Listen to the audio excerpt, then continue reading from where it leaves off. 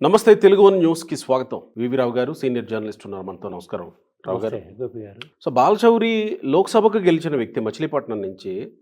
అతనికి కేంద్ర మంత్రి పదవి ఇవ్వకుండా కొత్తగా వచ్చిన వ్యక్తికి రాజ్యసభ పదవి కేంద్ర మంత్రి పదవి ఇవ్వడం లింగమనేని రమేష్ గారికి ఇస్తారనే ఊహాగానాలే. కాకపోతే అలయన్స్ లో ఉన్నటువంటి అన్ని పార్టీలకి ఇచ్చారు, ఒక్క జనసేనకు తప్ప. ఇప్పుడు జనసేన కూడా ఆయనకి ఇస్తారనేది ఊహాగానాలే. రేపు అది విషయాలు తెర మీదకి వచ్చేప్పుడు బాలశౌరి గారు కావచ్చు, లింగమనేని రమేష్ గారు కావచ్చు, పార్లమెంట్ సభ్యులు గెలిచినట్టు ఇంకొక వేరే వాళ్ళు కావచ్చు, ఎవరైనా కావచ్చు. అది ఇప్పుడు మనం అన్ని బాలశౌరికి ఇచ్చే పని అయితే ఈ పాటికే ఇచ్చుండే వాళ్ళు చెప్పేవాళ్ళు. కేవలం లింగమనేని రమేష్ కోసమే అట్టి పెట్టారు దాన్ని అనేది చర్చ అయి ఉండొచ్చు. అంటే రేపు జరిగే పరిణామాలను బట్టి చెప్పొచ్చు. ఇది మన జనసేనకు సంబంధించినంత వరకు. ఇక మరొక 3 స్థానాలు ఉంటాయి. అవును, ఆ 3 స్థానాల్లో ఆల్రెడీ ఇప్పుడు మోపిదేవి వెంకటరమణ స్థానంలో ఒక ఇచ్చారు. అతనే కొనసాగించవచ్చు అనేది వినపడుతున్నట్టు. రెన్యువల్ చేస్తాను. అందుకే అతనికి 2 సంవత్సరాలే కదా అతనికి ఇచ్చేసి. అందుకని ఇంకో టర్మ్ ఇస్తే, ఇప్పుడు ఇంకో టర్మ్ ఇచ్చారనుకోండి, ఇంకో 6 ఏళ్ళు ఉంటుంది. 2030 వరకు ఫుల్ ఫ్లెడ్ గా ఉంటారు అతను. ఒకటి పరిమళనాత్వాలు ఉంది. అతనికి ఇచ్చిన ఆశ్చర్యపోవాల్సిన అవసరం లేదు. తెలుగుదేశం పార్టీ తెలుగుదేశం కోటాలోనా బీజేపీ కోటాలో అవుతుందా? ఏ కోటాలైనా కావచ్చు. ఏ కోట పరిమళత్వానికి ఇచ్చినప్పుడు రిలయన్స్ వాళ్ళకి ఇచ్చారు, కార్పొరేట్లకి ఇచ్చారని వీళ్ళే కదా. అసలు చంద్రబాబు నాయుడు రిలయన్స్ వాళ్ళకి చంద్రబాబు నాయుడు చేసినంత సహాయం ఈ రాష్ట్రంలో ఎవరైనా చేశారా? ఎవరు చేయలే. ఈ రాష్ట్రంలో టెలికమ్యూనికేషన్ వ్యవస్థ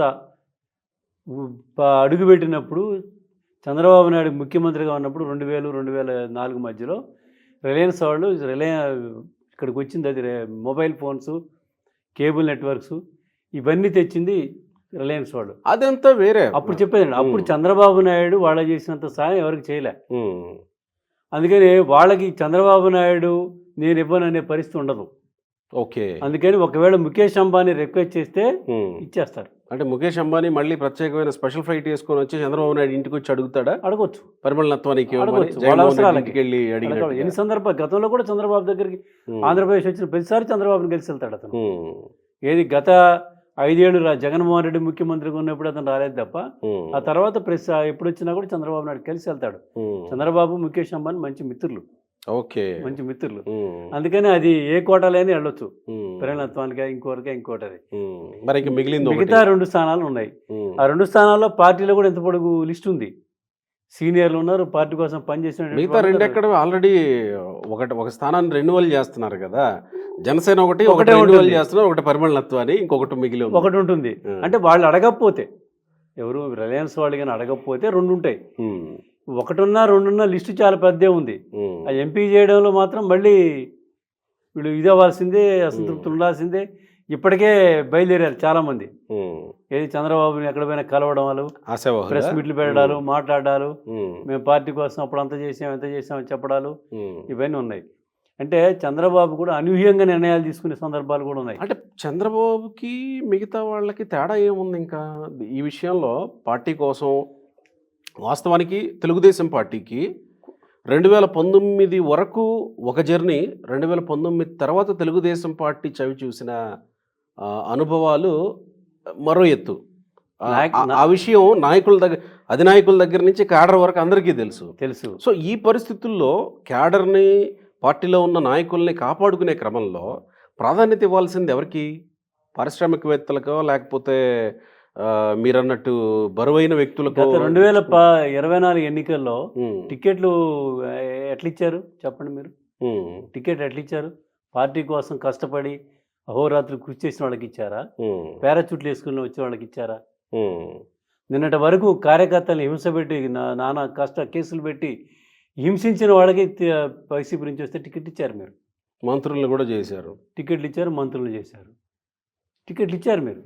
ఇప్పటికీ వాళ్ళతో అనుభవిస్తున్నారు తెలుగుదేశం కార్యకర్తలు.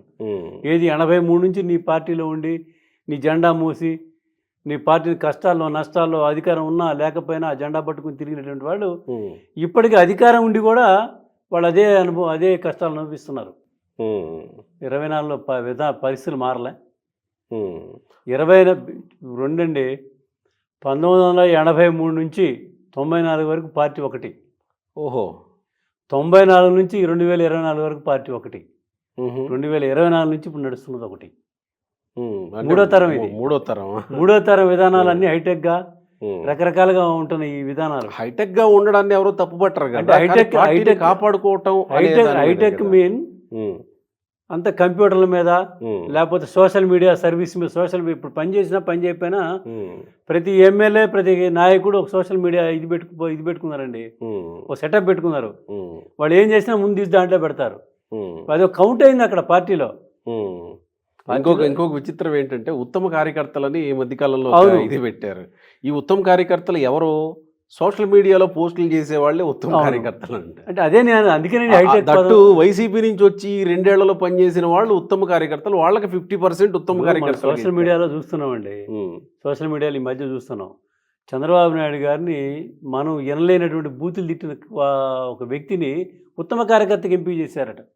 సోషల్ మీడియాలో వస్తుంది. అంటే నేను అనేది హైటెక్ విధానాలు అనేది. అంతకుముందు అట్లా కాదు పార్టీ. 83 నుంచి 82 నుంచి 94 వరకు పార్టీ ఒక పద్ధతులు నడిచింది. అంటే పార్టీ ఆస్తులు గీస్తులు స్థాయిలు చూడలే.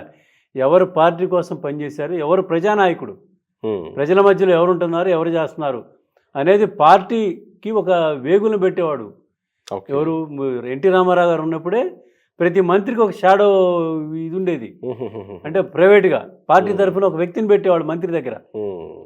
అక్కడ ఏం జరుగుతుంది ఏంటి అనేది వీళ్ళు పార్టీకి రిపోర్ట్ చేసేవాడు. ఆ రకంగా అంచనాలు ఉండేది. ఏది 94 వరకు. అయితే ఆ అంచనాలు అవన్నీ కూడా చంద్రబాబు నాయుడు గారు పెట్టినాయే. ఆ పార్టీని ఎన్టీ రామారావు గారు పార్టీ అధ్యక్షుడై పనిచేసినా కూడా పార్టీని మొత్తం నడిపింది చంద్రబాబు నాయుడు గారే. గ్రామ స్థాయి నుంచి నియోజకవర్గ స్థాయి వరకు 1100 మండలాల్లో సుమారు 700 మండల పార్టీ ప్రెసిడెంట్ని పేరు పెట్టి పిలవగలిగేటువంటి ఇది ఉండేది చంద్రబాబు నాయుడు గారికి అప్పుడు. అంటే అంతగా ఇదే వాడు పార్టీ కార్యకర్తలతో మండల స్థాయి వరకు 700 మంది పార్టీ నాయకులు, మండల నాయకులు పేర్లు పెట్టి పిలిచేవాడు. అంటే వాడు ఏ మండలం, ఏ పార్టీ, ఏ అధ్యక్షుడు వాడి పేరు అంత గుర్తుపెట్టుకునేవాడు. అంతగా ఉండేవాడు.